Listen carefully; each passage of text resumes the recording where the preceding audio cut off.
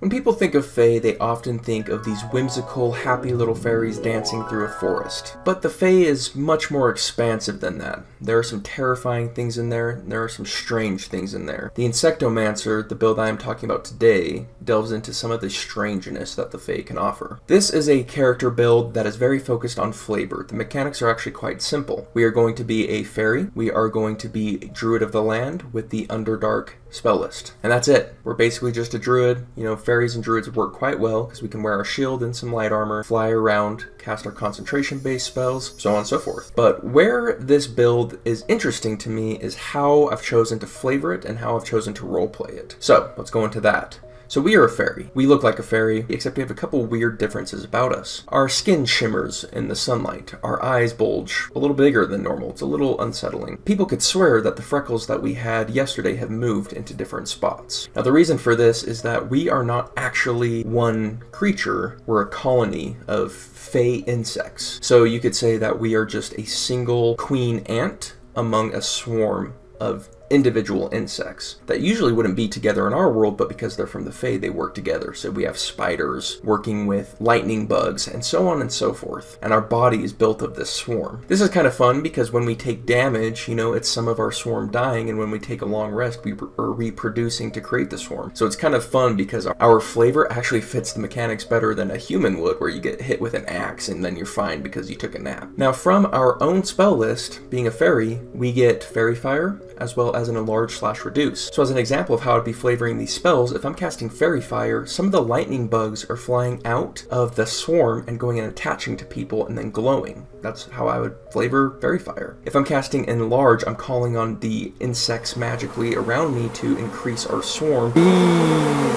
It's not that I'm getting bigger, it's that my swarm's getting bigger. Same as Reduce. Some of my swarm just leaves and now I'm a smaller version of myself. In the Underdark, we get quite a few insect-flavored spells, starting with Web, which is a great fight-winning spell, by the way, that druids normally don't get for whatever reason. Blows my mind druids don't get Web, but there we are. But as you would expect, when we cast Web, maybe spiders start showing themselves across our skin, and they are the ones shooting the web. We also get Spider Climb. We can pull a Spider-Man, where actual spider legs are kind of coming out of our hands to Spider Climb. Not that we'll use it often, we can fly, but it is there. Gaseous Form.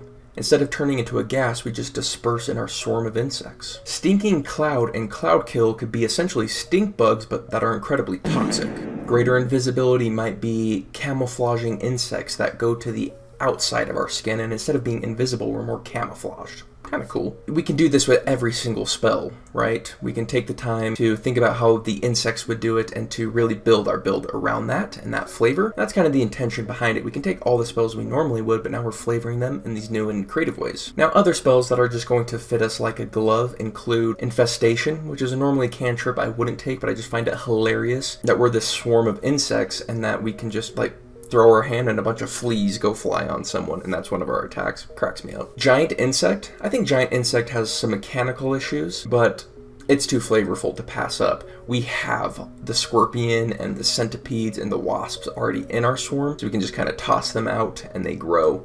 I think that's pretty fun. And then we get Insect Swarm, which again is just super flavorful, but that also comes from our Underdark spells, so it just kind of works out for us. Now, as far as roleplay, this character I see being very alien. Strange is what I'm going for. I'm thinking like it's an insect, it's going to view the world differently. Its children die around it all the time. Death is far less important if it's not the queen dying. So it might consider death something that it doesn't turn its head from or doesn't hesitate to take part of. It would have no moral quandaries there. It's also Fae, like this world is very strange to it. And I can totally see it, you know, when it kills, just the swarm disperses and consumes the corpse before returning back as this fairy. I really want to lean into the fact that we see the world completely different from humans or other humanoids. I think that's where this character really shines and would be really fun to play. And of course, we would need some sort of common goal that binds us to the rest of the party. This is how I've chosen to do my Insectomancer. If I gave you guys a build challenge that said, hey, build an Insectomancer, how would you do it? Let me know in the comments down below. If you enjoyed this flavor build, we have a whole huge playlist of flavor builds for you to check out. Love if you did. Other than that, I just hope you all have a wonderful day.